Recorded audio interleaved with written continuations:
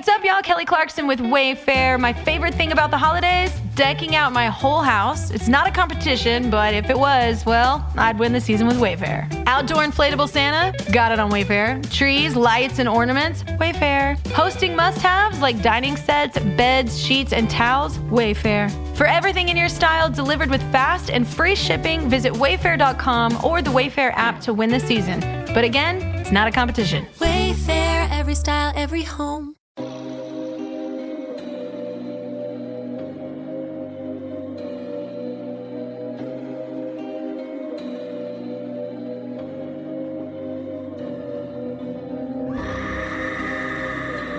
Hello, kitties.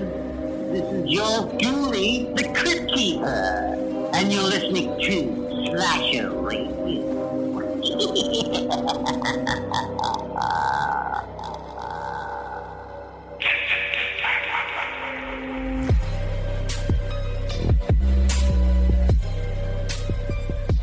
Welcome to Slasher Radio with those microphones, Rob Humphrey and Castle Lovecraft. I remembered that time. I'm so proud of you, Mikey. I mean, it's fine, except for it's Cassie Kangaroo. Robert. The regular listeners don't know what that means. I know. Yeah, that is true. Patrons do. Yeah, John, go subscribe to the Patreon. You get that joke. Yeah, John's gonna be, dude. John is gonna be pissed, dude. If he still looks at this feed, we're gonna hear from him again. I told you guys, all they talk about this month is gonna be rough for John. Oh, it is. It's gonna be a lot of Patreon talk this month, John, because it's a lot of Patreon picks. Although next week, not a Patreon pick. Next week is my birthday pick. Very excited. Yeah, we're fresh off of my birthday pick. This week is a Patreon pick because we got a lot of catching up to do because of how busy we've been lately. Rob mentioned next week is his birthday pick. Then 3 weeks of Patreon picks. Good Lord. What do you want to do, you rat bastard? Are you going to announce your pick for next week for your birthday now or at the end of the show? At the end of the show. Okay. At the end of the show. I'm a little torn. And I'm a little torn between a werewolf and a vampire. I'll say that much. Rob Humphrey, I swear to God. Do the vampire. No. It has to be a horror movie. We've been over this. We cannot watch Twilight. We will see. We will see when we get to the end. I'm torn. I'm struggling. Vampire or werewolf? I don't know what to do. But that's all I'm going to say about it until we get to the end of the show. I swear to God. All right, we got a lot to get into. This is a Patreon pick, so obviously, if you can tell from the title, we are doing the Hills Have Eyes remake, and we'll go over everything that did not make it because there's a nominating process, a voting process, a lot of shit to get into on the Patreon, where the listeners, well, the patrons, the Patreon listeners, get to pick our movie topic usually once a month. This month is damn near an entire month. Yep. Because of scheduling stuff, as I mentioned. What was I about to say? Oh yeah, so we'll get into all that later. What didn't make it, all that stuff. We have drink roll call to get to. We have a mailbag to get to, and I did have something I wanted to bring up. Before we get into all, we have our Discord too. You can join us on Discord. The Discord link is in the description of all of these episodes. Do you have to be a Patreon to join the Discord, or can any old riffraff wander in? Any old sumbitch can get on in there. All right. So the dirty, filthy normies are welcome on the Patreon or on the Discord as well. Yes, okay. But well, you gotta call them that. But the filthy, dirty normies that do join the Discord, if you're a patron, you get like a special role in the Discord. Oh, look at that! I don't really know what that means. Well, it's just, your name's a different color. You're higher on the list of people that are in there. You get access to voice channels, text channels that everybody else doesn't get access to. Do I have that stuff? Of course you have that stuff. All right. Robert, you have access to everything. I have access to nothing when it comes to this show. We've been over that. We'll get back to what you have access to shortly on the Discord, Mr. One Rob Humphrey. But before that, we do have a movie night. Every week in our Discord, every Friday night, we watch a horror movie is what we're supposed to watch. No. That went out the window when you guys watched Shrek. It is now just whatever we want to watch. No, it went out the window when we watched the fucking Twilight because of you two. Nope, it went out the window. Shrek came after. You watch Shrek, and now everybody can just watch anything, which means Smokey and the Bandit's back on the table. God damn it. Yeah, there's certain things I just don't want to argue about. So it's like I just don't. I know Like, I'm a good judge of the amount of bullshit it will generate. So I just kind of certain shit I don't argue about for my own mental well-being. But we did watch Hellraiser this week, and there was quite a few people in there. Nate was in there, which was awesome. We had a really good turnout for movie night this week. But there was a bunch of people who had never seen the original Hellraiser that had watched it with us. Yeah, I was shocked by that. Yeah, and it was 4 people, and it was split down the middle, 2 each between different generations of time, different age ranges. And I thought it was interesting. And Rob, you weren't there because of Joe Bob. Joe Bob, yep. Yeah, and you were throwing a little bit of a tantrum because you didn't want to fucking watch Hellraiser. It's a great movie. You're crazy. Well, we have started Twilight, the Twilight Saga. We've watched the first 2 movies. I'd like to know where the story goes. No, you'd like to watch me watch Twilight some more, is what you would like. Again, we'll get back to that shortly, you sumbitch. But I asked them to rate the movie when we were done. The 4 people here, Boogeyman was one of them. MF Boogeyman on Twitch. If you guys like horror gaming, Dead by Daylight gaming, you have to check out Boogeyman. He's hilarious. He's awesome. And he's just great. So MF Boogeyman, Vivi Blair, the whitest woman in the world. Boo. That's funny. Love her. Alien Noise and Glizzy, to all members of our Discord and great members of the community. What? Is she old enough to watch Hellraiser? Look, she voted. I appreciated her voting. I'm not going to comment on that. All right. Lizzie is an awesome adult. But I asked for their ratings. You are sad, by the way. That's just sad that you're going to overthrow the bit like that. It's a week-to-week basis, Rob. We're going to be back eventually. You know this. I got to do what I got to do here, all right? But Boogeyman, he gave a 2 rating. He kind of cheated. He said for its time, he gave the movie a 9.5. And like a current just watching the movie and rating it, he gave it an 8.5 to a 9. Wow. Yeah. What did I give it? That just crossed my mind. You would think I'd be prepared with that information, but I am not. We'll get to that at the end, though, what you and I had gave it. Vivi gave it an 8, which is high as well. That is high. Boo. Alien Noise gave it a 6. Cass, would you like to explain why that's still a high number? Well, this kid thinks that everything is mid. He's very, very hard to impress. So a I hate people 6, like that. yeah, but a 6 for him is like a 12 for us. So his mid 6 is a very high rating for us. So kudos to him for putting a little bit of heart into it. Yeah. And Cass did ask him a little bit through them, about a quarter of the way through the movie, if he thought it was mid, because that's like his line. Like everything is mid. He did say, "Oh wow, this movie is copying Dead by Daylight." I think that was sarcasm and rage bait, though. I think a little bit. I hope so. Yeah, he's good at that. Yeah, but he did say, "Got to see more of the movie first." So he gave it a fair chance too, which I appreciate the hell out of. He could have just sat there and said it was mid and been Alien Noise about it, but he gave it a 6, which is still a pretty strong number. Especially like I said, Alien Noise and Glizzy are younger, like they're in their early 20s, and it's different when. I would love to know the age range of I don't trust the analytics that we get on like our platforms and everything. I would love to know the age range of the people who listen to the show, because watching a movie from the 80s and even the 70s and everything now, especially for the first time, totally different experience. But Glizzy gave it either an 8 or a 9. Well, oh no, she said she gave it an 8. She would give it a 9 if Chatterer wasn't in it. She doesn't like Chatterbox. Yeah, I mean I guess it's fair. Also, a member of the community, Awesome Guy Torres, gave it a 9 and said it would have been higher. He had seen it already, but he said he gave it a 9 and it would have been higher if he said "come to daddy" more in the movie. Okay, fair enough. I think all of these numbers are higher than what I gave it. That's my guess. Yeah, you are an asshole. We did Hellraiser. That's harsh. But true. We did Hellraiser. Oh, actually, you weren't that much. I take that back. You were a jerk. You weren't an asshole on this one.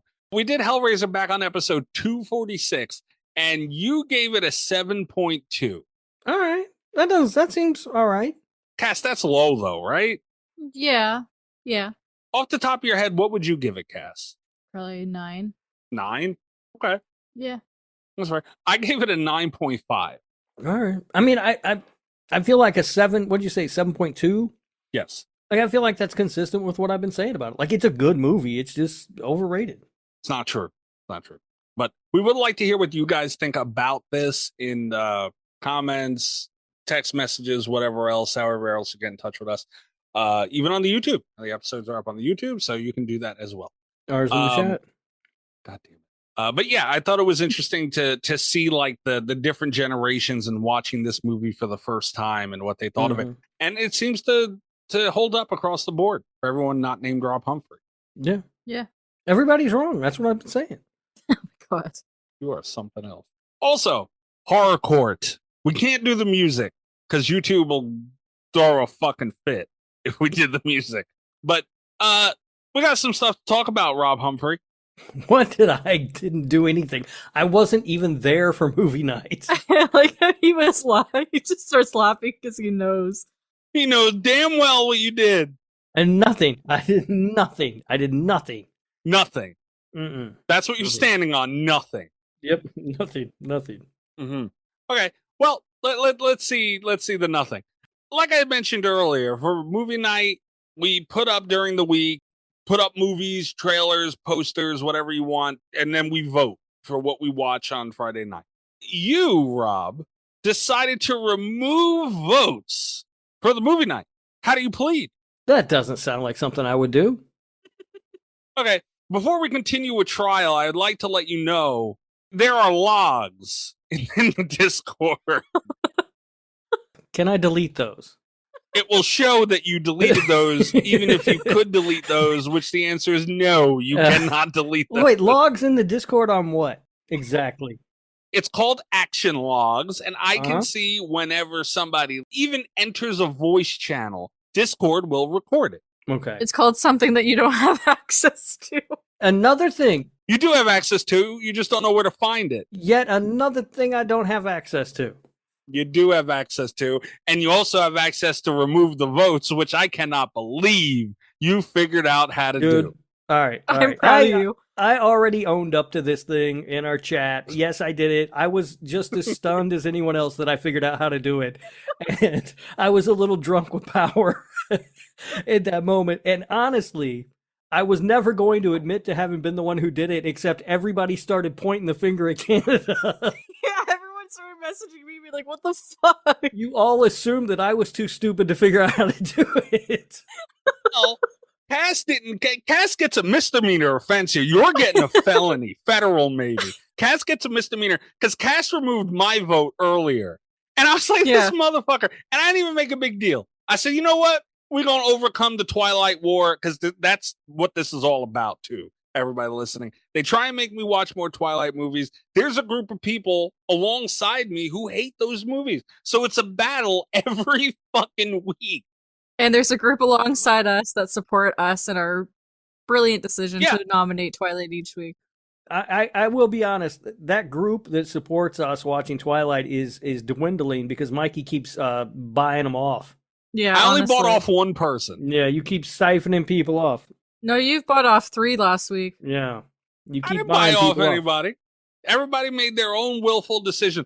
I noticed them Aussies. There's 2 of them, and then they have another alt account that is called the Aussies, and that got a vote in there as well too. And I'm like, should I make alt accounts and vote for Twilight? I didn't know that, but you might as well. But I noticed Cass removed my vote earlier, so I'm like, all right, that's fucked up, but whatever, fine, fair enough, because I removed my vote from Twilight, so I got that. And then I seen like 5 of them gone, and they were like, "Who did that?" I said, it had to have been Cass. And I forget, someone said, or maybe I willingly said it, I don't remember. There's no fucking way Rob did it. Like, there's no way. Oh my god. I was shocked. How did you figure out how to do that even? Quite by accident. I don't remember. I mean, it's really easy to do. So what I had planned on doing was I was trying to find a way to just delete Hellraiser as an option altogether. Wow. But I couldn't figure that out. But then I accidentally swiped on something and it was like, do you want to remove this vote or whatever? Or reaction. And I was like, well, hell yeah, I do. I wish I was a fucking fly on the wall when you discovered that. And listen, and I contend I would have gotten away with this had not everybody pointed the finger at Canada, and I felt bad because they were all yelling at her. I'm like, what the heck?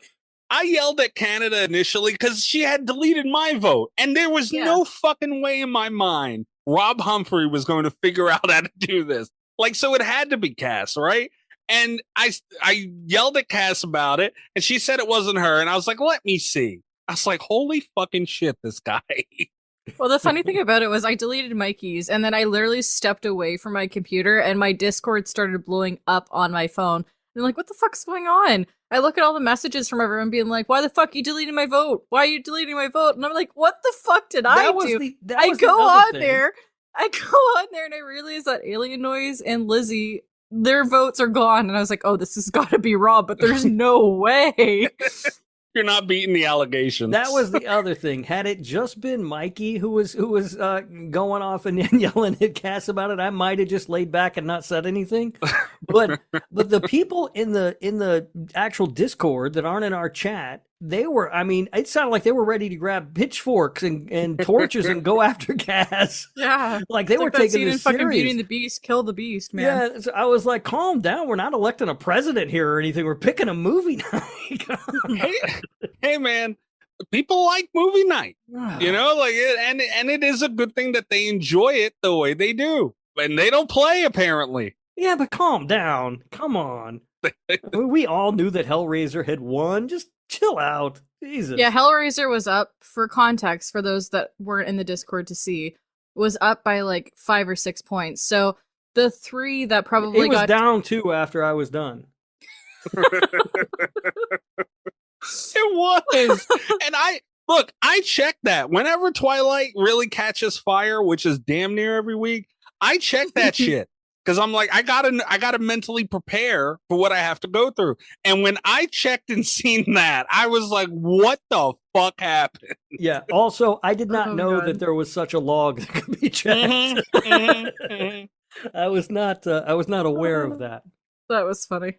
That was funny shit, man. I was just like flabbergasted. I was like, there's no way in hell the man that says he doesn't have access to anything has found a way to delete votes and rig the movie night. It was all by accident. Like I said, I accidentally swiped on something on my phone and it asked if I wanted to remove it. Well, yeah, that's exactly what I want to do.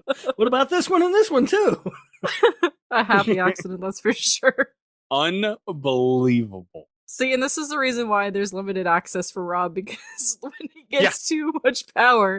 Yeah. Oh, that man. Oh, so you admit I don't have access to anything.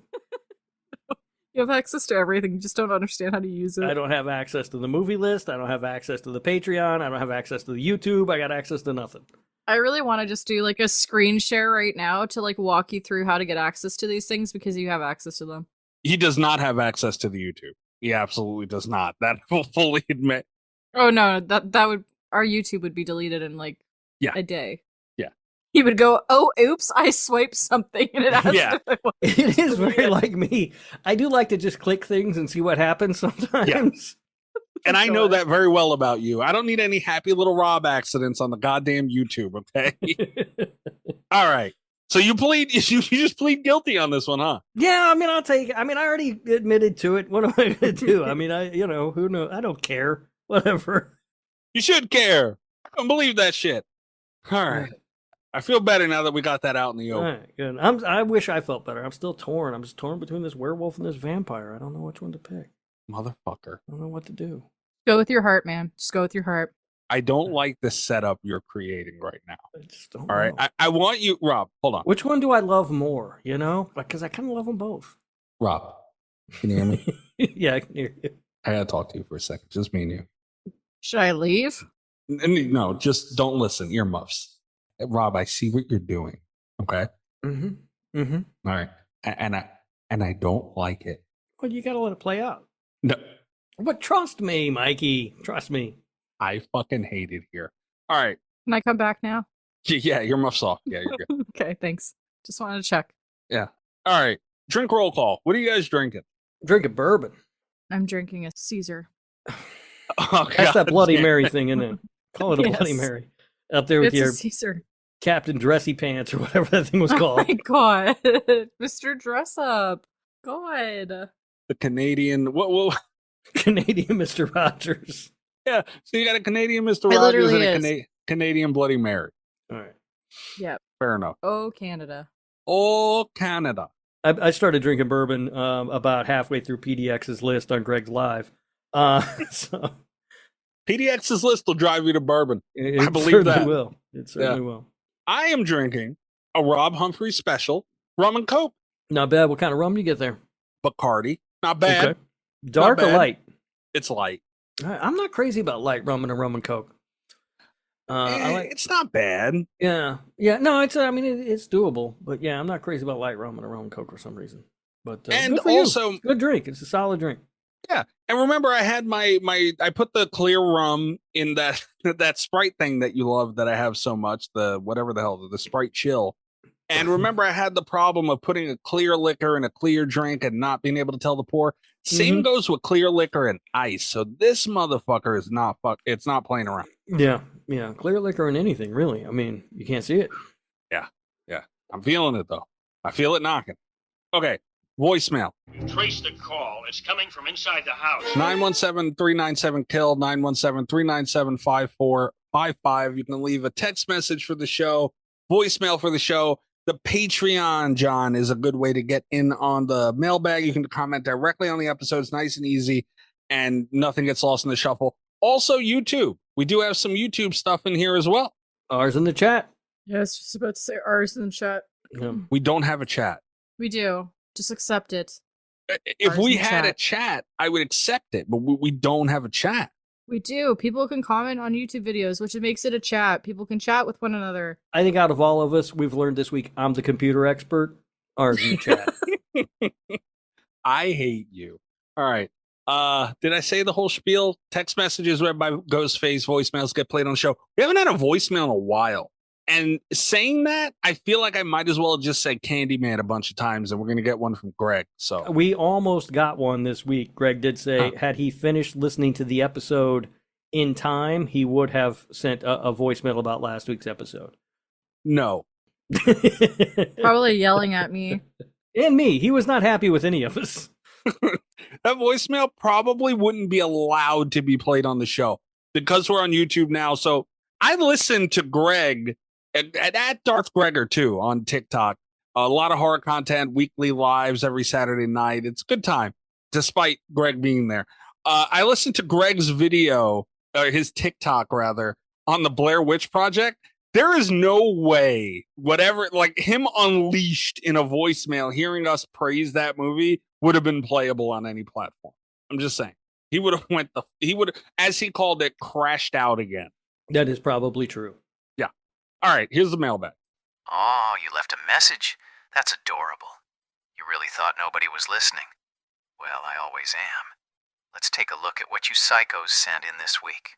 And maybe, just maybe, I won't call you back. But don't worry, I read everything. And now, everyone else gets to hear it too. Let's dive into your desperate little messages. The first message is from I.R. Chris from the Killer Beats. Come on, give it to me. I picked a verses with strong ties, same year and genre, and both albums had some bangers. If it wasn't for the dang intro, it would have been closer. I preferred the Green Day album growing up, but I feel as time went on I prefer the Offspring more. But that might be that the Green Day tracks still get a lot of radio play to this day. But Green Day always had a vibe with their songs. The Offspring just has more of an edgy feel. Also, R. Thanks, Chris. We could have did it without the R's. No, ours in the chat. Good job, Chris. I think that you're probably right about that. I think that, well, there's no doubt without the intro, it would have been closer had they had an actual song. You shouldn't have included that, though. I didn't know that's what it was. I'd never listened to the album before. Looked at the time; it was like a 10-second track. No, I listen. I'm not doing homework. All right, I just it gets matched up, you know. So, but it still was a solid matchup, though, and I appreciate you sending in the matchup because those are very hard to find. So, I appreciate having it and everything else, and I think it was a good episode. Yeah, Chris, by the way, to everyone who's not a patron, John is going to be, speaking of crash outs. John's having a heart attack right now. It's stroked out. Yeah. Chris is referring to every week the patrons get an extra episode. I think it's the fucking tier 2 and up. They get an extra episode. And it could be anything. We just did Prison Love with Rob this week. That's always interesting. The internet's hottest dating game show. Yeah. Also, don't sell short. Guess Rob's favorite fruit. We played that too. And guess who won? We didn't play a game. You asked a question is all that happened. But we do a show called Killer Beats where we all have very different music tastes, especially me from these two. And we all pick 2 songs and we play them and we listen to them and we comment on them. And it's really cool to hear the different music takes and the insights and all those things from people who don't normally listen to it. So that's the concept for Killer Beats. But Rob came up with Killer Beats Versus, where we listen to a portion of each song from an album. And Chris, bravo. You're right, Rob. Chris, bravo on contributing to that. And if anybody else has any albums with the same amount of tracks from, well, it doesn't have to be the same year. No, it doesn't have to be the same year. Although it's nicer when they're similar. Like Chris picked Green Day and The Offspring. So, kind of similar bands a little bit, or there's some sort of connection. Same times. Same time frame usually works. Yeah. And also, saying I came up with the idea is giving me too much credit. I stole it straight from the Rock Solid podcast. They do it every month. So you should check them out. Great show if you like rock and roll music. Not something I would listen to. But bravo to them for coming up. Yes, I absolutely 100% stole it. Yeah. Good job, though, Chris. That was a good one. All right. Rest of the mailbag. Oh, great. The next message is from Greg. Imagine picking such an awful pick. I could understand picking this as a torture pick, but sadly, the dumbass birthday boy likes being nauseous. Imagine liking a film with bad acting, terrible characters, horrendous payoff. I would say I'm surprised, but this is the same guy who hates The Cabin in the Woods and loves Halloween. Resurrection. Thanks for the birthday wishes, Greg. Appreciate that. That was very, very kind of you. Yeah, so Greg did get in there a little bit. Yeah, he did. Greg hates the Blair Witch Project. So Greg is the only person I know, like personally, like I see the Blair Witch Project get some hate for like shake cam and stuff, but like that I know personally that doesn't like the Blair Witch Project. You should hang out in his lives a little bit more because apparently not a popular movie over there. That's the thing. I mentioned Greg, he does like horror history where he'll do a TikTok on a horror movie that came out whatever day and he'll talk about it, which is awesome. I love those. Not so much of a fan of his TikTok from the Blair Witch Project where, because that also came out on my birthday, July 30th. And Greg went off on it. And I was, I expected that when I seen it. Like Rob sent it to me and I didn't even want to open it when I seen it because I knew what it was going to be. But I looked through the comments. I'm like, how did he find so many people like him? It's scary. It's like a cult over there at Darth Gregor. I know. It happened again. It happened again tonight. It came up again, and a lot of the people in there prefer Book of Shadows for some reason. Cass, have you've seen Book of Shadows? Blair Witch 2? Yes. Yeah, I have. What do you think of that movie? I don't like it in comparison to the first. How do you... That is one of the worst movies, I think, ever. I don't like it compared to movies. For real. I gave it a 0.9 and Rob gave it a 2.1. That's how bad that movie was. Me and Rob agreed. That's got to be awful. But thanks, I think, Greg, for the birthday wishes is what that seemed like I'm going to take all that in Gregism and he just said happy birthday to me is all he really said. Yeah, sure. Yeah. Halloween Resurrection's good too, by the way. No, it's not. Although you got mad when I said happy birthday to you. I said happy birthday. I sent a nice picture of a birthday cake and you got all mad. What was on the birthday cake, Rob? Just, colorful decorations. Of what? They were green and red and white. Yeah. A lot of that, though, right? Yeah. Yeah, damn Italian cake is racist against Italians. He got mad at mine, too, so it's fine. You did the same thing, practically. I know. I think you called me a dumbass or something. I don't remember. Unbelievable how I get treated Much around love. here. Mm-hmm. Yeah, I can feel it radiating off of the both of you. The next message is from Carly. Perfect B-Day pick, Mikey.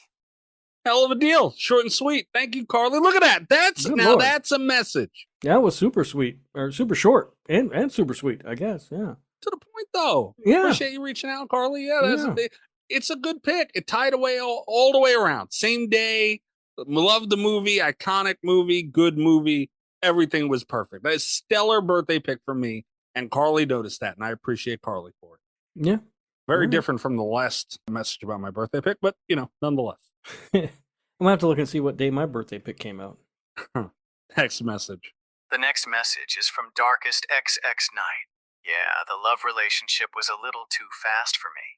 Sometimes you thought she did it for the story and was using him. Other than that, such a tragic love story. Cronenberg is my favorite director. He does a good job making you afraid of your own body. Dead Ringers 1988 is my favorite movie from his library, and they're making a possible series about it. I think the aftermath of what happened in the first movie. 7 out of 10 for me. Classic. Okay. Awesome message. What the fuck are they talking about? This is a message from the YouTube, from Darkest X Night. Appreciate you reaching out, dude. Hope you're still listening. That is fucking awesome of you. We want to hear more from what you guys think about these episodes and these movies on the YouTube. Ours in the chat on the YouTube. Please don't do that, Dark. Can you guys guess? He commented on an episode. Can you guys guess with the information that he gave? Ghostface definitely should have given more information on this. I agree. Ghostface might have been drunk when he was doing all this. Cannot confirm. I'm assuming it was the Fly episode? Correct. Yeah, my brother was a guest on that show. On that one. Yeah. Yeah. Ass and titties. Ass and titties. I think you owe him a nickel now. Oh, fuck. We got to start paying him for that? Yeah, I think so. He better not copyright that through YouTube or we're fucked. He's going to bankrupt the show. I have played that button so many times by mistake. I agree. The Fly was an amazing movie and tragic love story, all those things. And it's awesome seeing people, because I forget who we talked about that with recently, but the horror genre is so commercialized at times, and The Fly, a very popular movie, sure, but that's definitely more of like, it had body horror in there and there was true story, much like Hellraiser, like we were talking about during the movie night. But it's nice seeing true horror fans appreciate the little things about these movies. Yeah.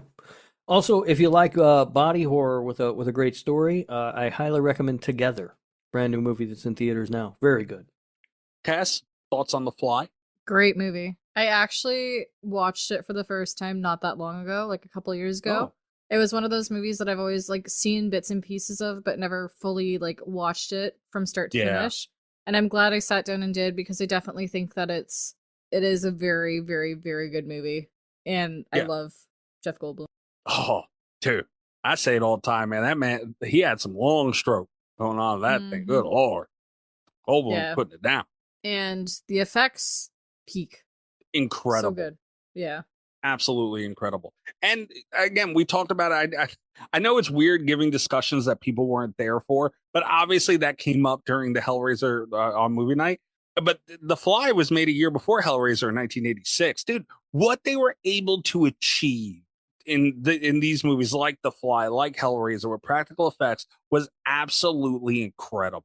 And it's mind-blowing seeing movies nowadays get it wrong, because it's like, dude, you have no excuse. None. Yeah, you're right. I mean, I say it all the time. Like when a new movie comes out and it has horrible effects or terrible CGI, I'm just like, Jurassic Park came out however many years ago and it looks amazing still. How are you this bad? Yeah, and you don't need Jurassic Park money. It wouldn't cost Jurassic Park money these days. All that technology was new. Right. When they were making Jurassic Park, cost a lot. It's super cheap to do effects now. Oh yeah.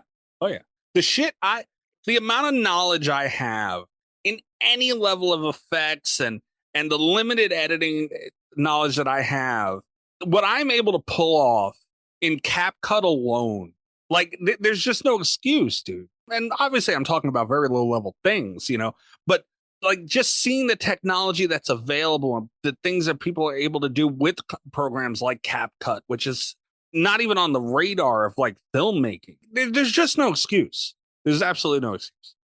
The last message is from IR Chris. Good night, little Cass. May the Maple Fairy bless your dreams with moose and beavers. Holy shit. I like Chris. Chris likes you. I love that man. Has he come up with the recipe for that drink yet? Not yet, but this is threatening. A little bit. That's ominous. No, I love it.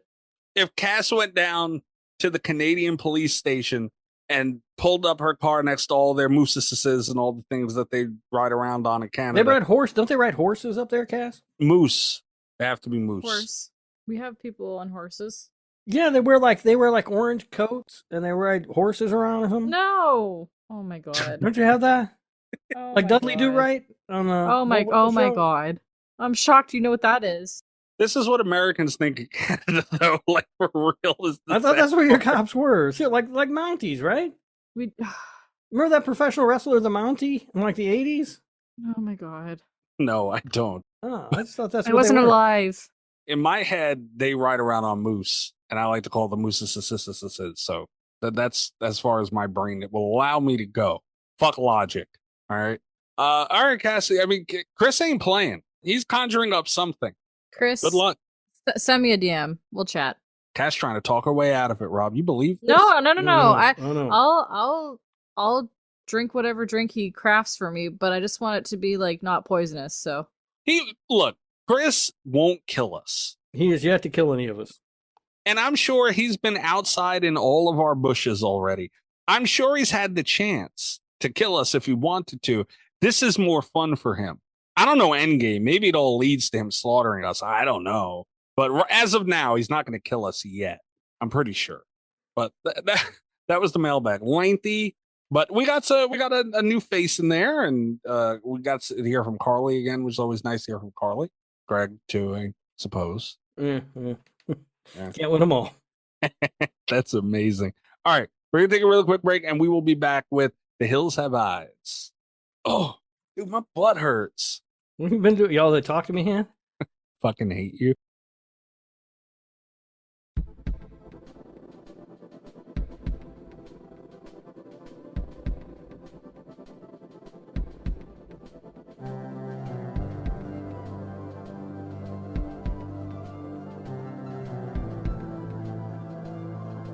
The Hills Have Eyes. Oh, we got to go through all the Patreon stuff because Rob doesn't know how to work the Patreon. I don't have access to the Patreon. You're a lying bitch. Clearly, I know how to work everything. No, you clearly will figure out how to work anything if it involves making me mad. honestly, Yeah. All right. First nomination that did not make it was from Nate, and it was again High Tension from 2003. All right. Again, still haven't seen it, so don't really know. I mean, I would have been happy if it won because I get a chance to watch something I haven't seen before. Yeah, and I get to bitch shocked about you've never seen it. It's why would you bitch about that movie? It's a good movie. Yeah, me and Cass are gonna fight when that date comes. I really want High Tension to get the W spot because I haven't watched it in a while, and it's a good movie. Yeah, it's a fun. movie I've heard people talk about for years. I've just never gotten around to it. Mm-hmm. Fun fact, a host of this show almost quit it after talking about High Tension with me, so this will be interesting. God. Well, fun fact, I almost quit every week after talking to you, so. Yeah, it's true. All right, next one that did not make it is Satanic Soccer Mom from Ohio, and it was from Leah. All right, Leah, tip of the cap to you on that. I've never even heard of this movie, but I would 1,000% watch that. You have heard of this movie. It's come up before. I don't remember ever hearing about this movie, but I would 1,000% watch it. And Leah's from Ohio, so like it ties together perfectly. Oh, yeah. That's right. I forgot she was from Ohio. Yeah.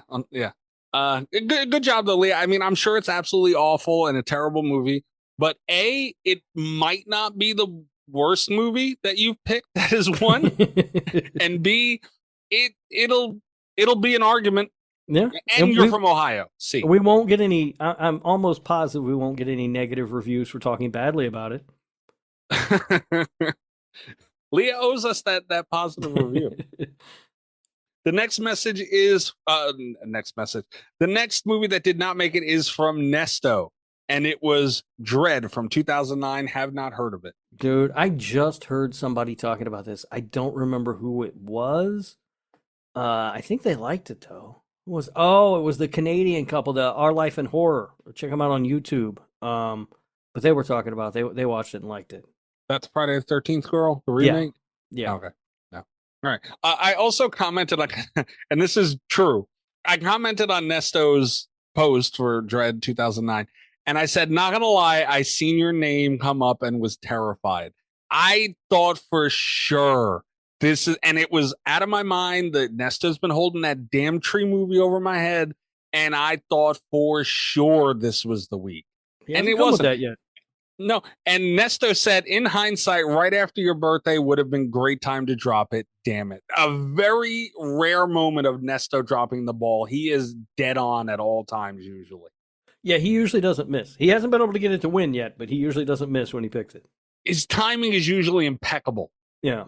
Yeah. And the most patient motherfucker I've ever met is Nesto. It's only been, 2.5 years he's been holding this over your head? I don't think he's ever going to put it up again. He's just fucking with me now. I don't know. But I miss you, Nesto. I love you, Nesto. It's always nice to hear from Nesto. Next one that did not make it was from Greg. And it was, I haven't hit my Greg button this whole episode, but my Stream Deck lags. Let's see. All right. We'll get a random Greg clip in a second. The next one that did not make it is Bodies, Bodies, Bodies. And it is from Greg. Surprise, surprise, surprise. There it is. What a shame. I mean, I applaud the stick-to-itiveness that Greg has with this one. Mm-hmm. Hopefully, I bet you feel that way, Cass Davidson.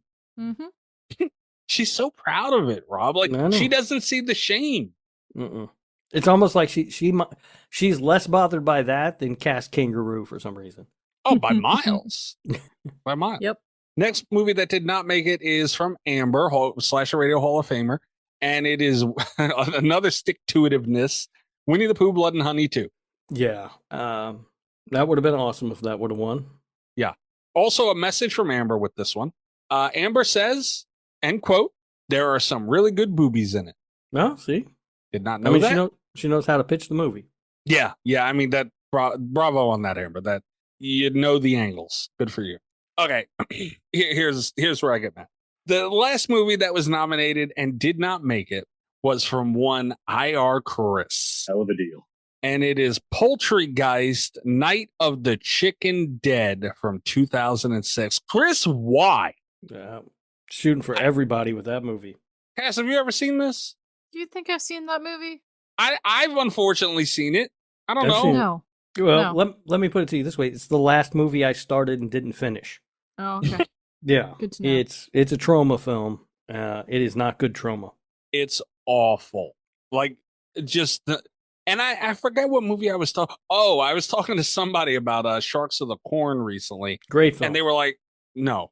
And they were like, is it one of those movies where it's so bad it's good? I told them no to that. And this one falls on it. Like, it's not even one of those. Like, it's just a dog shit movie. Yeah, it's just real bad. And Chris, I'm serious. I want to know why. What did we do? God damn. Just in the middle of the year, Chris decides evil for no reason at all. I don't know exactly who he's shooting at with that one. If he's just trying to hit us all, or if he's shooting at one of us in particular, but you're taking us all out with him. I don't know what's going on with that. He knows damn well, even if his intention is to piss off one, he knows damn well the splash. He's the master of splash damage. He knows what that does. Yeah. Not a mistake here. Damn, Chris. Why? Anyway, the movie that did make it is obviously the Hills Have Eyes remake from 2006, and it is from the bin chicken himself, Tim Davis. Wow. Timmy, getting a win. Hell yeah. Yeah. All right. So, and I we have to say it. We have to say it. Tim, bravo on picking a good movie, because we had a whole war with the Dummies of Horror podcast over this, a whole war. Yeah. And over the Grudge movie with his Patreon pick. And here he is now, and he had put the Grudge up several times after that, sticking to his guns. And here we are now with the Hills Have Eyes remake. And Tim, if we're gonna ding you for picking a bad one, we gotta clap for you when you pick a good one. Good for you. This is a good movie, dude. It's a fucked up movie, but it's a good movie. So, Rob, would you like to start with your opening thoughts on this movie? Yeah. So I hadn't seen this one in a while. This is one of those rare instances where the remake is better than the original. It is also the rare instance where they picked the correct movie to remake. I've said for a long time, I think that the problem with remakes is oftentimes they try to remake movies that are already great, and so they don't live up to it. But if you take a movie that had a great premise but didn't turn out very good for whatever reason, and you remake that, then you've got a much better chance of having a successful remake. And that's what they did in this case. And I think the movie's good. There were some things I hadn't watched it in a while, and there was something I got a little bored. Got bored? Yeah, we'll talk about it. Wow. All right. I didn't like it as much as I remembered, I guess. All right. I like this movie. It's so hard to talk about because obviously the movie that they created and what they did on film and the emotions they were able to draw out of a viewer was great. Like that's undeniable. It's just such a hard movie to watch. I can't tell you the last time I watched this movie. I don't remember. I feel like we did it on the. Did we do this before, Rob? I don't know. I don't think so, but I don't know. But I can't remember the last time we did I watched this movie, and it's because it's such a hard watch, man. But like I mentioned, they invoke emotion and a reaction, which is so hard to do, especially for a horror fan, because we're so numb to so much shit. And they were able to do it in this movie. Like it's undoubtable. I do not see The Hills Have Eyes on the Portnoy sheet. So I'm guessing we didn't do it. I don't know what I watched this for, but I remember watching it like a couple of years ago or whatever it was. And it still hit the same for me. Like there's still scenes where I have to look away and still scenes where I cringe and still scenes that I fucking hate, but I can still, while watching a movie to discuss and in this type of format, I'm still able to look at it and see the things that they were able to do and why they were doing them and all that shit. That's hard, as hard as it is to watch. Cass, you had mentioned, I think on the show, but I know you are not a huge fan of this movie. No, for obvious reasons. Well, yeah, but we're kind of breaking it down. What are your thoughts on this movie? It's just an uncomfortable watch. Like it's a good horror movie, and they get you feeling the way that they want you to feel while watching it. So they did a good job there, but it's definitely not one that is an easy rewatch. Mind you, like I wasn't bummed when I found out that we had to watch it because I haven't seen it in years. So I was like, oh, okay, I haven't obviously watched it in a long ass time. So I'm curious to see how not only did it age, but just my thoughts on rewatching it again. And I still think of it the same way that I did the first time I watched it, and it's uncomfortable. Yeah. But like, that's what they're going for. So that's job well done to them. Right. And the rewatches get you, dude. Sometimes, like, kind of like Rob was saying, like, there's times that you're like, oh man, I love that movie, and you watch it, and you're like, what the fuck was I thinking? And the rewatch definitely get you. But yeah, it's so hard to watch this movie. But we see so many movies that attempt these type of things, and it goes horribly wrong. Whether it's just completely out there to the point where certain things that are touched on in this movie just come out as like flat out offensive, or it doesn't land, or it's corny, or it's just done really bad. And it's like, okay, you had that in there for no reason. But the reason it doesn't bother me, not that this watching it doesn't, but it doesn't bother me that it is in the movie and they utilize these type of topics, is because they did it effectively. Like the last house. Yeah. The Last House on the Left's a good example. Like everybody knows scenes that we're talking about. I hate that scene, and I hate watching that movie because of it. But as a viewer and critiquing a horror movie and discussing it, it wasn't, like you said, Cass, it wasn't for no reason. There was purpose there, which makes it different. So yeah, imagine this on christianreviews.com or whatever it was. Oh my God. Talk about a movie that their head will explode. I don't think I thought to look this one up, but yeah, I'm sure. We should look this one up: Cannibal Holocaust and the Serbian film. Well, they don't have everything on there. Is the thing. It's mostly mainstream theater movies. So Serbian film, I'm assuming it's not going to be on there. Cannibal Holocaust probably isn't either. I mean, Terrifier wasn't on there. But I think that the scene is what I remember most about the scene, and we all know what we're talking about, as you said. The trailer scene. Which was chaotic as fuck. And it's much harder to watch than I remember it being. Yeah. Watching it today, I was just like, wow, this is much worse than I remember it being for some reason. So yeah, I mean, I agree with you guys, but it it serves the purpose of the story. It doesn't feel gratuitous in any way. Yes. Yeah. Yeah. And there's so many things about it. Like, yes, it invokes but it's not just because they did. It sucks that we started off this fucking topic so early in it, but it's the performances in it, man. Like, everybody played their role perfectly, man. Even just the long stares, like to be able to be on the spot in front of a camera and truly put yourself in a moment like that. Like, dude, I don't know how some actors do it. Like, that's got to be fucking like a real crazy mental thing, where we hear about actors who like need time to compress after doing certain roles, like, and this, I 100%, because you have to put yourself to be able to get that real of a reaction as an actor. You have to put yourself in that moment to one degree or another, and that's horrifying. But everybody who was in this scene, and it's like, it's not only the obvious topic, it's just everything about it, man. Like the situation with the baby, the mother getting shot, like it was just like hell breaking loose on screen, and it was fucking batshit. And that's what, like halfway through the movie. That wasn't even the ending of the movie. Yeah. Which is wild. It's just but one yeah, unfortunate thing after another, and it doesn't stop. It just keeps and going it gets worse. and going and going. Yeah, it manages to get worse as the situation goes, which is just it's insane. It's like the movie poster says, the lucky one dies first. Like, fuck, you just want to be. You don't want to have to keep the guy at the end. Feel bad for him. Shit that he had to deal with. Fuck. Yeah.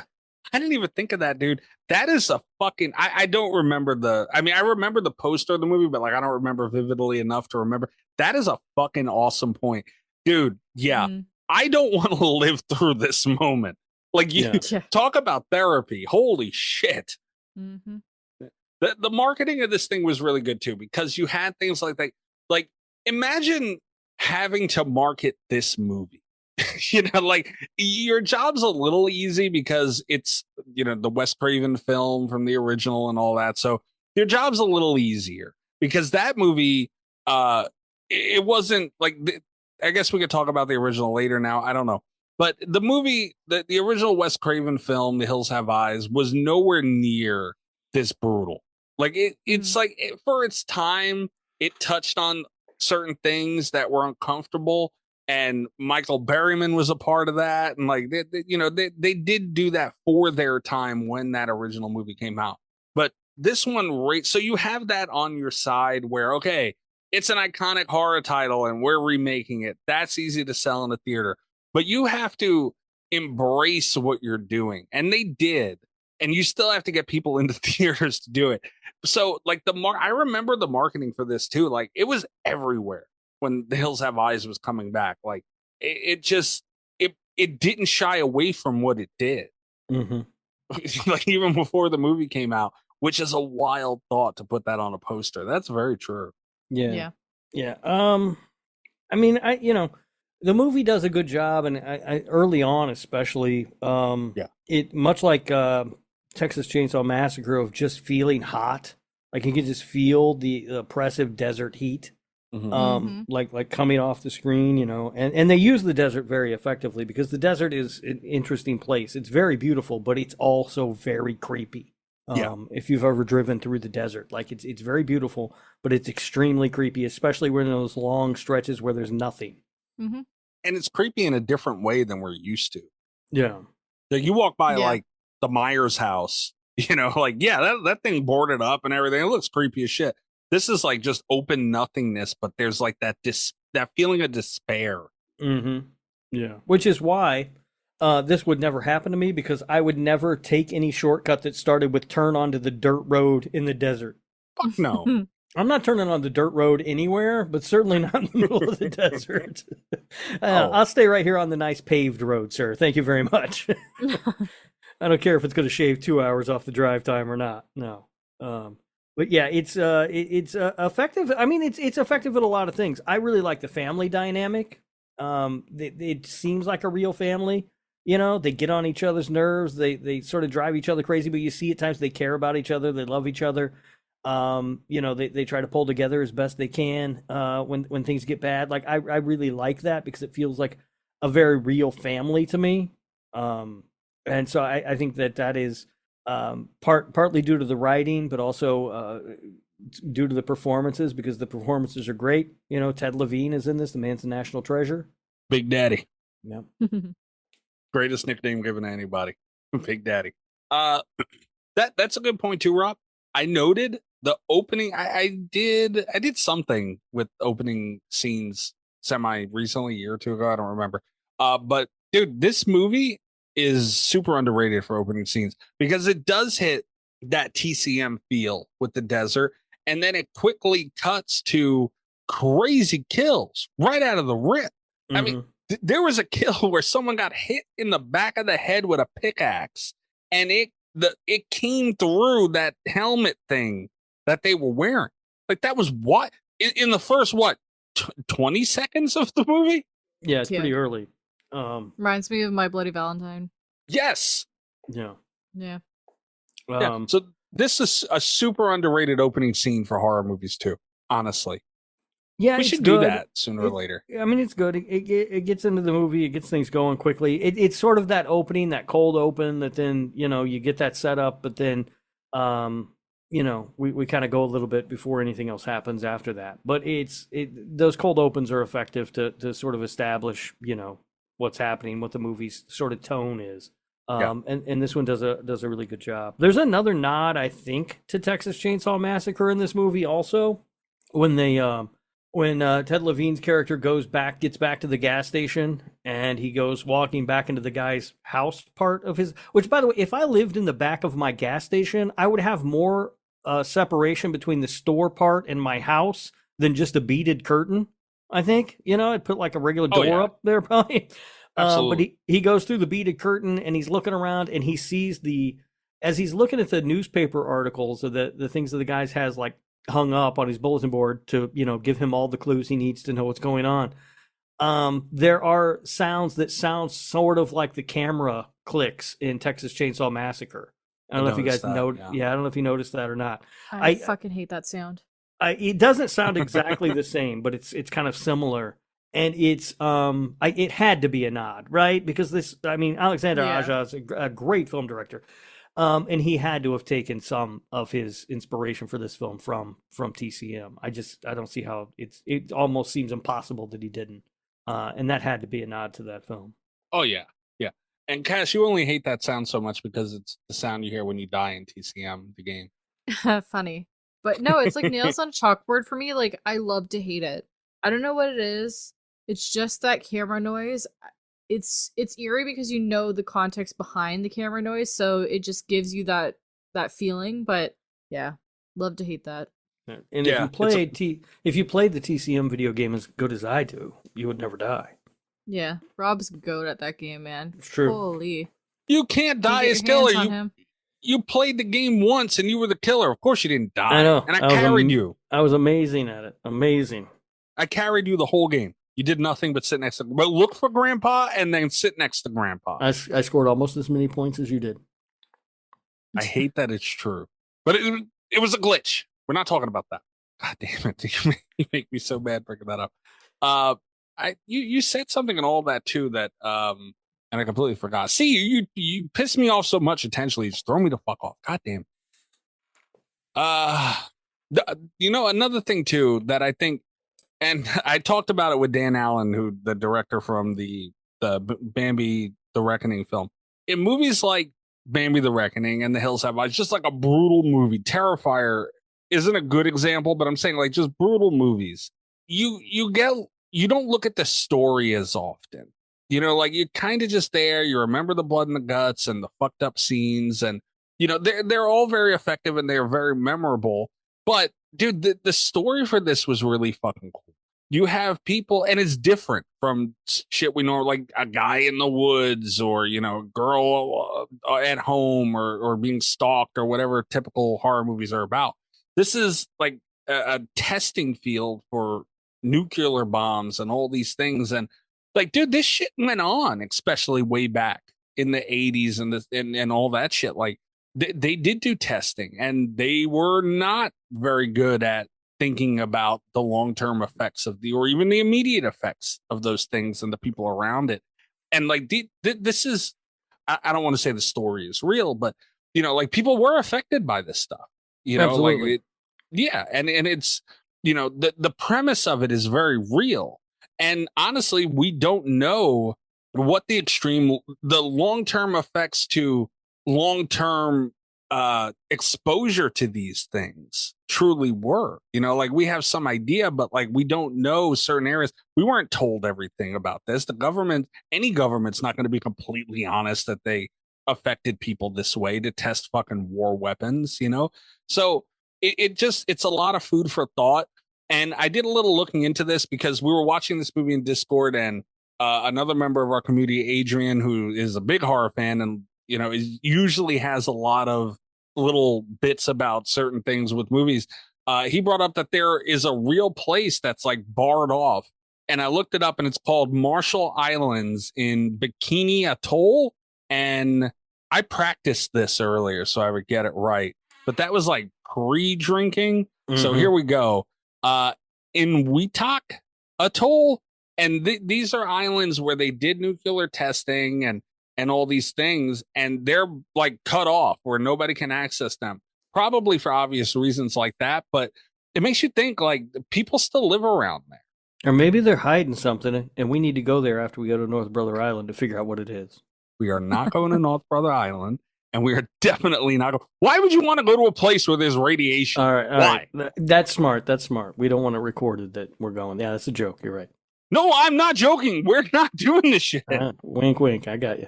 God damn it. Well, it would be cool to like I've always wondered what it would be like to visit like a place like Chernobyl because of the history behind it.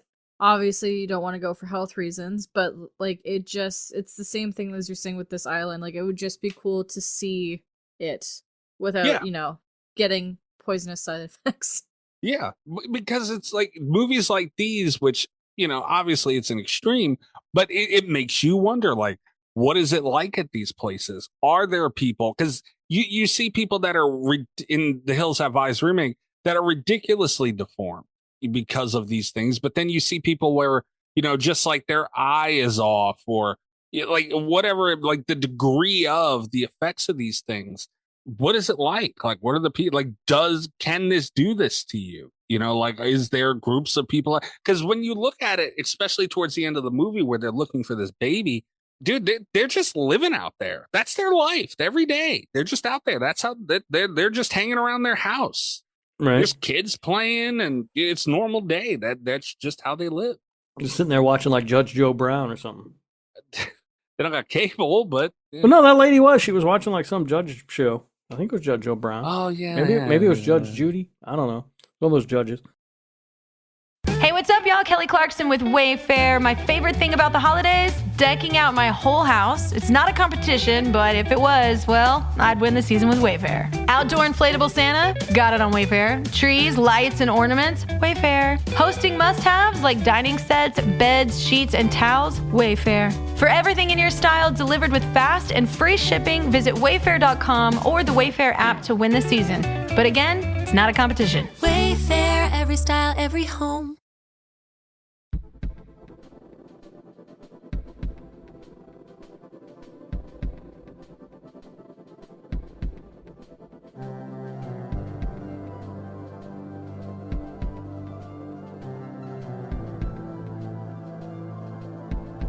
Talking about that town, I want to get to my big complaint about this movie. Okay. The third act in this film goes on forever and ever and ever. When that guy takes off and gets to that town to rescue his baby, we need to be in and out of there in 15 minutes, and it goes on for like 45. Like, it's forever long, and I gotta be honest with you, it's kind of fucking boring. I wouldn't call it boring. Oh, I was so bored. I was like, can we just get out of here? This is so annoying. Like, there are like 5 fights in that. It's just like, just get the kid and come on. Like, it's time to wrap this up, man. And then they cut away from it to show the brother and sister blowing up the trailer. It's just, it goes on way too long. I can agree. The runtime of the movie's an hour and 47. It's probably a little too long for what they gave us. I could see that. And yeah, I can't even defend it. I was trying to find a way. But I'll stick by it. I didn't find it boring, but it did drag a little. You seen that too, Cass? Yes, it did. There was definitely like parts, especially that third act, is just like kept feeling very repetitive and draggy, and you're just get on with it. It's like he fights one guy, and then he like finds his baby, but then he fights another guy, and then he gets knocked out and he gets locked in the freezer, and then he like fights another guy, and you're just like, oh my god, how many fights are we getting? Can we just get to the kid and get the hell out of here? Yeah, honestly. And when you feel like it's getting close to being done, it's just like another thing happens to just drag it on again. Yeah, and then there's another fight, and then they cut away to the trailer where there's a fight, and honestly, it's just boring. Like, I kept checking the runtime. Like, I was just like, can this just end already? Yeah. And I feel like with the things that they had in there, like they had the creepy moments with the kids playing in the room, and like you said, the old lady, and she was sitting there, and that was like, really, I feel like this was a way for them to show off their effects. Because you have more, like the attack scenes and everything, you can only have so many of them there, these people, and or whatever you want to call them. So it can get using this term for this movie is funny, but it can get too chaotic, as if it didn't already. But you can't have too many of them around and all those things for obviously storytelling reasons and logic. But this is kind of a setting where you can go on a tour, kind of like your tour of that museum, cast, and just see all this fucked up shit that they're showing off on screen. But I agree, Rob. If you kind of speed run through them carefully, you don't want it to be too like next. But if you kind of push all that into a quicker sequence, I feel like they would even be more effective, because it's just like fucked up thing after fucked up thing after fucked. And you're just like, damn, instead of these moments in between. And that's part of the problem. You were talking about it being too chaotic, but I think like the problem with trying to ramp up the chaos with all these fights and everything that's going on, and all these people trying to kill him, and him fighting and killing and fighting and killing over and over again, you can't match the chaos of what you've already shown us at the middle of the movie. Right? That's the chaotic scene I was talking about. That scene in the trailer is the most chaotic thing, right? You're never going to top that. And it feels like they're almost trying to as we get closer to the climax of the movie. Yeah. And it doesn't work. It's not as chaotic as that. And it just feels repetitive and boring. Yeah. I still don't think it was, I wouldn't go as far as boring, but I can agree. It was repetitive. It could have been done a lot better. I'll say that. And more, I feel like it would have been more effective, because like you have that dude in that like rocking chair thing with his head like hanging off the back of the, like that was that was incredible to see from an effect standpoint, and as a viewer, just so creepy because it was done so well. And I feel like you surrounded that with things that didn't kind of took away from it, maybe, because it's just it's a lot going on without a lot going on towards that third act. Yeah, that is true. That is true. But I mean, other than that, though, man, like they still put together an ending of the movie that, it could have dragged, but it was a good ending. Like the finale of the whole thing paid all, and that might be the thing. But that's another thing too. Like, so we get to the end with like the sort of big boss fight or whatever, and then he's not even the guy who kills the big boss. Yeah, but he won. Yeah, he won, but and I get it, because Ruby gets sort of like her, I guess, redemption arc, which she doesn't really need. I don't feel like she needs redemption for anything other than maybe, just being born into a shitty circumstance, right? None of what's happening. We never see any of what happening. We don't see her do anything wrong except she steals a sweatshirt, So it's like, I don't know how much redemption that character really needs. And so I don't know. Again, so you build up with all this chaos of all these fights after fight after fight. And then when we get to the big boss fight, our hero's not even the one who really kills the guy. Mm-hmm. I'm okay with that. It's just a kid that jumps off a cliff. Yeah, it's kind of it's anticlimactic. It's kind of a letdown. And again, I kind of get it. There's sort of that redemption arc, but I'm just not sure that character needs it. I agree with that 100%. I agree with it, but I'm still not mad at it because it shows that not everybody in this group is bad. Like she gave her life to save because she sees all the things that her family is doing, I guess. Right, but we've seen that already because she rescues the baby. Yeah, but she did it again. Yeah, but she rescues the baby. So we've already seen that she's willing to do the right thing. Now give me the satisfaction of letting me see our hero stick a pickaxe through that guy's fucking head. Nah, I'm all right with it, dude, because I said while watching it too, this is like the nerdiest final dude that we could have gotten, just appearance-wise, whatever. So him not being able to get that, the fact that he won is such a huge dub for this dude. Like, he shouldn't have even done that, so that's why I'm okay with it. Yeah, it's not like Arnold Schwarzenegger couldn't get the job done or nothing, or Jason Momoa. I just felt like it was a letdown. Like for all of that, I've watched them go through all of this, and now I don't even get that final payoff. I don't know. The last the third act of this movie is a nightmare to me. Like it kind of ruins it. Hey, a little far, man. Damn. All right. No, I kind of agree with Rob, to be honest. It would have been better if like the guy shot the girl and then she died and then the other guy then killed him. Yeah, I can see where you guys are coming from. I do, but at the same time, like I said, I had a hard time believing the final dude in the first place. So like that's probably why I'd be more on you guys' side with that one if I could get past that, which I couldn't. I was just like, man, this guy does not look like that big in the house where the dude has I think it was like an axe and he's just breaking everything. Looked like Jason without the mask. There's no way this guy whoops his ass. There's no fucking way. So like that was maybe a little part. The beauty of him looking so nerdy and everything is he's essentially playing the final girl role in the movie, even though he's not the only one who survives, but he is essentially playing the final girl role. And what we see with final girls is they have to rise up and they have to fight, right? Like Lori has to kill Michael, right? She shouldn't be able to kill him. If you look at the two of them, you think, well, there's no way. And over and over again, Nancy has to beat Freddy. Alice has to beat, Mrs. Voorhees, so that's maybe not as much. But, whoever, Ginny has to defeat Jason. Whatever it is, they overcome these obstacles that are much bigger than them. He does it in that instance, but then we don't get to see him do it at the end. Yeah. Maybe why I'm so okay with it too is because he did it so many, and it goes to your point earlier, Rob, where he did it so many times already. Oh god, we do get to see him do it half dozen fucking times. We just don't get to one that I want to see. He overachieved already, dude. He's fine. He did way more than he should have. He's good, like he could use a little help. It's fine. But I can see what you mean, you guys. Well, I do want to say it took me this long to realize that Bob's fucking Buffalo Bill. That's why I kept saying Ted Levine, Big Daddy. Yeah, you couldn't tell by the voice. No, yeah, come on. That voice, he's Buffalo Bill. He's Rusty Nail. Yeah. He's Lieutenant Stottlemyre. Well, I even said Candy Cane during the fucking movie, Cass. Yeah. I like the movie a little bit more now. Ted Levine, he's a national treasure, that guy. He's amazing. 100%. I agree.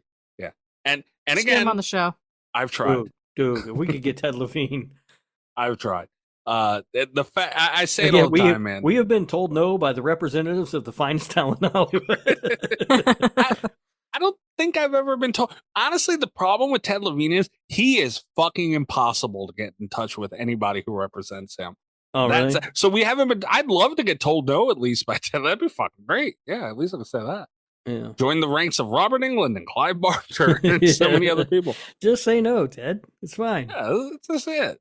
Also, fun fact, I was just looking, doing a deeper dive on the film, and the one dude at the end of the film that's kind of in that neck brace situation thing, that's Greg Nicotero. Yes, I saw that. Did not know that. But yeah, I was planning on mentioning at some point Greg Nicotero, because I had a conversation with somebody of how underrated it was Boogeyman. How underrated Greg Nicotero is. It's like he's been in part of so many movies that nobody that's I'm sure Cass could feel this, like the crime of being an effects artist is like it's rare you get the credit you deserve. Yeah, there's a lot of very talented people out there that are part of like historic projects in the genre. Just nobody fucking knows. Mm-hmm. Yeah. Yeah. Last thing I really had to mention was we talked about it a little earlier. We don't really, everybody kind of knows like that the original Hills Have Eyes isn't the greatest movie in the world. This movie I think is better. A lot of people do. It's a widely accepted opinion. But it is a Wes Craven film, and Wes Craven is, to me, is the king of the horror genre. And you know, it's debatable, obviously. John Carpenter, a lot of other figures, but Wes Craven, for me to dislike a Wes Craven movie, like I feel bad. I feel the blasphemy of doing it, but I don't think a lot of people point out enough is like the concept he had here, man, that he allowed other people to really build off of is great. And like the resources that he had back then, obviously he couldn't do what this movie was able to do because of the time difference and technology difference. But he laid some really cool groundwork, you know, like The Hills Have Eyes, even though it's not the greatest film in the world, I think it comes up as much as it does because of kind of how important it is. And, you know, the layers that are there and the possibilities. And, you know, I'm glad we have it. Yeah, I don't care for the original either. I just don't think it's very good. But I think that it is one of those movies that I think just hasn't aged well. I think that at its time, like when it came out, I think people were pretty wowed by it. It just hasn't aged real well. So yeah, and but also, I'm not a big fan of that movie either. Another kind of full circle moment, but we are watching it on his birthday and discussing it on his birthday. Well, it's now the next day, but his birthday is August 2nd. So damn. Happy birthday, Wes Craven. I was 3 days away from being born on the same day as Wes Craven. Fuck, my mom is fucking handsome. Hold it in 3 days, Mom. Come on. I'm sure Wes Craven was super disappointed about it too. I was. Wes Craven gave a fuck less somewhere. I'm mad at my mom here, man, not Wes. All right. Rob, are you ready to get into the facts and whatnot? Yes, and these facts were not put together during the recording of this episode because I forgot whatsoever. That would not be the case at all. So no one think that. Imagine. The budget of this film was $15 million. Worldwide gross $70 million. So they did quite well. Sad to report, Mikey, there is no Danza in this movie. Can you stop doing that? No Danza for this film. The gas station set was built on location in Morocco. It was so authentic that occasionally someone not involved with the production would stop to buy gas. Damn. So that's kind of fun. Yeah. Cool. Yeah. Although it looked like it was out in the middle of nowhere. Maybe, I guess they probably blocked the road off or something. Almost all of Ted Levine's actions and lines in this film were improvised. Damn. I don't know if they just didn't have a script for him, or if he just went in and went, I ain't doing that shit. I'm doing this.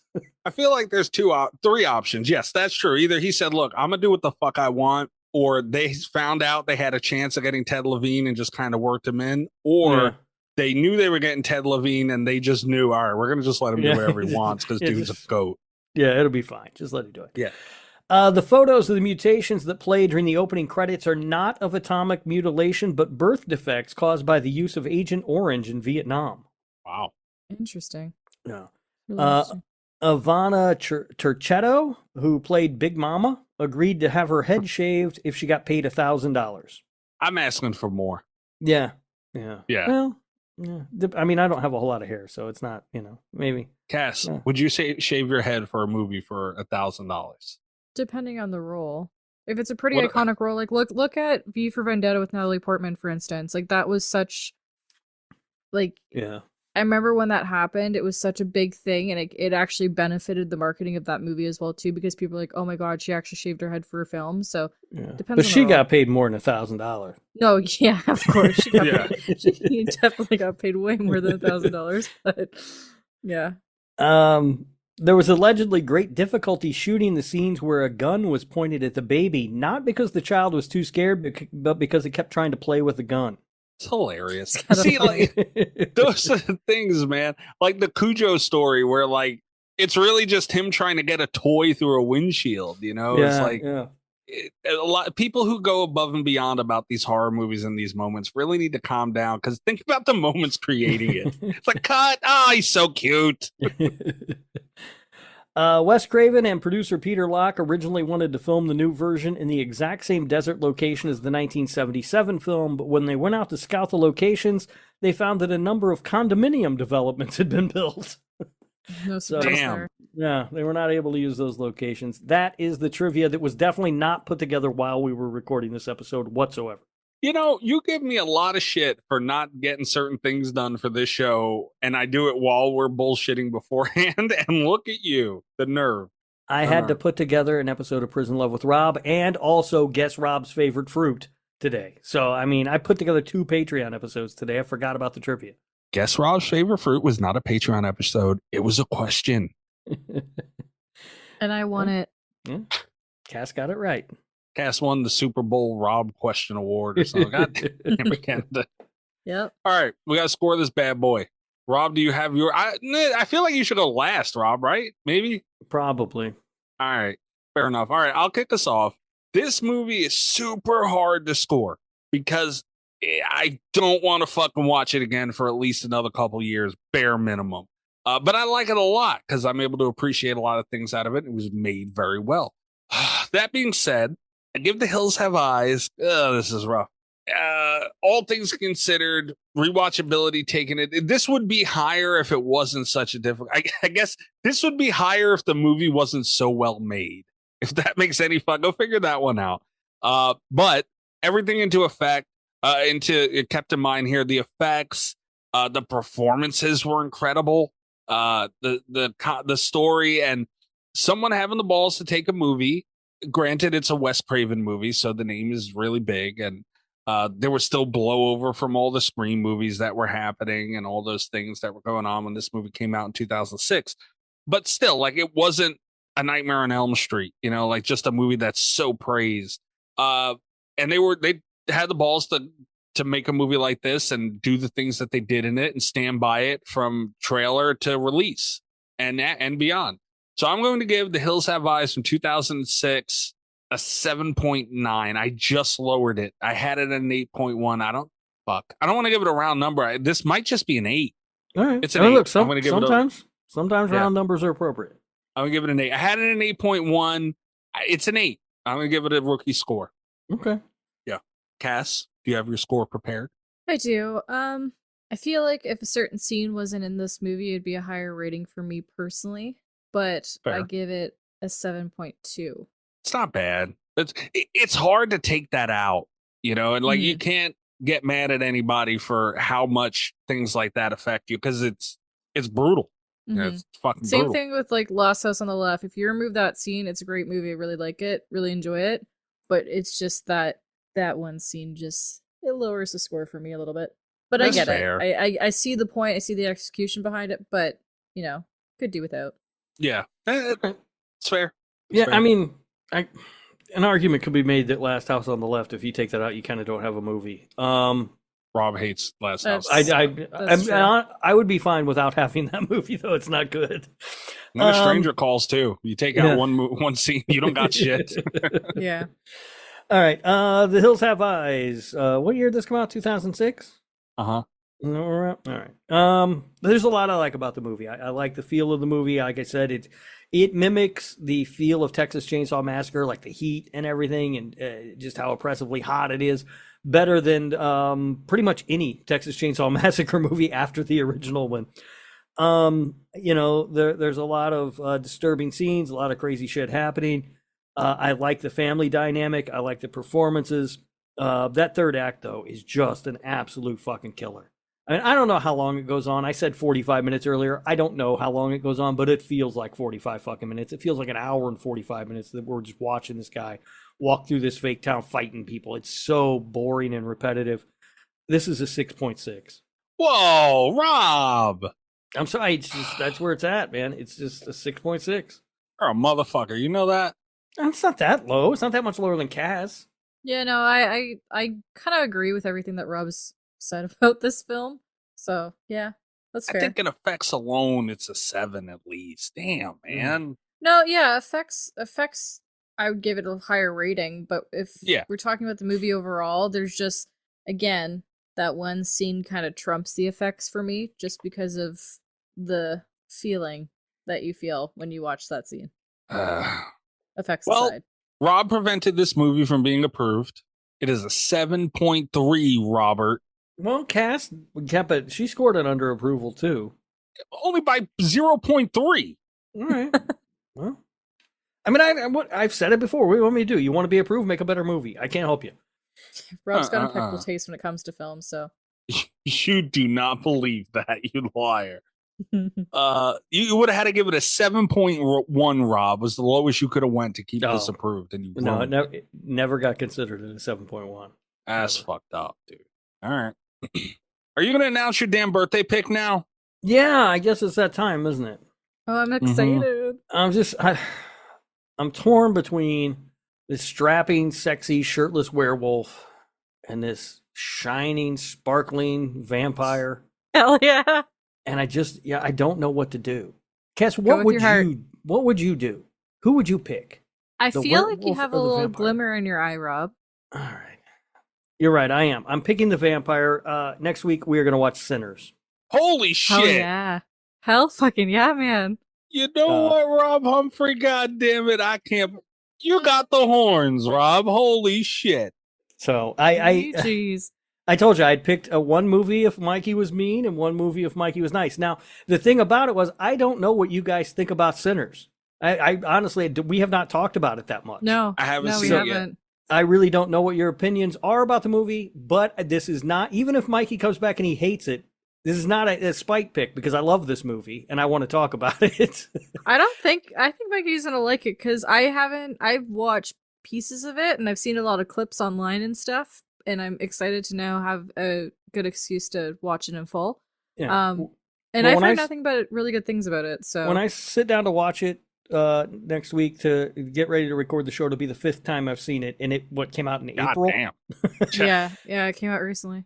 I mean, I love this movie, and so I want to talk with you guys about it. I don't know, like I said, I didn't know what you guys thought about it. So I had Sinners, if Mikey was nice. That was the vampire movie.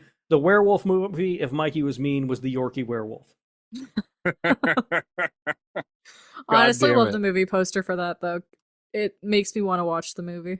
Well, you were setting up a Twilight pick, you motherfucker, you. God damn. I had to hang it over your head for a little while. You were worried about it, I think. Your birthday picks hang over my head every year, a whole year. I'm going to start worrying about it after next week, too. I get a week reprieve after I know, and that's it. All right, bravo, though, Rob. I have not watched Sinners yet. I have almost watched Sinners like 4 times. Oh, see, I have watched it 4 times. Yeah, but it's just like I want to give it the attention it deserves, and like I'll put something on while I'm editing or like doing whatever, or like just background noise sometimes. But I'm not gonna do that to a movie I haven't seen, especially a movie that's everybody's talking about. Yeah. So okay, bravo. I finally, like Cass said, I have an excuse to sit and watch it now, and that's awesome. Mm-hmm. I'm excited. Good job, Rob. Yeah. Proud of you. Go. See, thanks for being nice. We can all play nice. Mm-hmm. Until next year, we'll see. And then Mikey shits on the movie next week. Yeah, I'm gonna be honest. But like you said, right? Even if I hate it, I won't hold it against you because you weren't trying to do it. I will say that. Yeah. All right. Yeah, but I'm gonna be honest though. Well, yeah. Are you a Michael B. Jordan fan? I like Michael B. Jordan. Hell yeah. Yeah, I feel not I the feel basketball like player, Mikey. No. God damn it. I feel like the conversation next week's going to be a good one. Hopefully. We'll see. All right. Patreon.com/radio tier starting as low as $3 a month. You get the 1 week free trial, all those things. And now is a perfect time to take advantage of the 1 week trial or even sign up because find out what Rob's favorite fruit is. God damn it. It's not an apple. So next week we have Rob's birthday pick, which is now we know is Sinners. So, and that's another thing. I'm sure a lot of people want to hear about that. So I'm sure a lot of people are going to be looking forward to that episode. But after that, we have 3 weeks, I believe. I keep thinking it's 2 because it's like, how the fuck are we doing 3 Patreon shows in a row? But I believe it's 3 in a row. So if you're thinking about or on the fence about hopping into the Patreon, now is the time. Get an extra show every week, all these things. And you can follow us on YouTube, Twitter, and TikTok. I just said fuck TikTok last week, and I said I had a conversation with somebody, and I uploaded to TikTok because they brought up a good point. And they said just fucking do it, see what happens. Some got 14,000 views, and I uploaded again, and it got 42. So I may say fuck TikTok again next week, but for right now, you can follow us on TikTok. Everything's at Slasher Radio. I am on Twitter at Mikey's Dead. Rob, what about you? Did the one that you uploaded that only got 42 views, was Leo involved in that in any way? No, believe it or not, no. You would think it was just his face. Surprising. Yeah, that kid is horrible for numbers. Terrible. Happy birthday, Leo. You can find me everywhere at Radio Rob 123, except TikTok, but fuck it, as we said.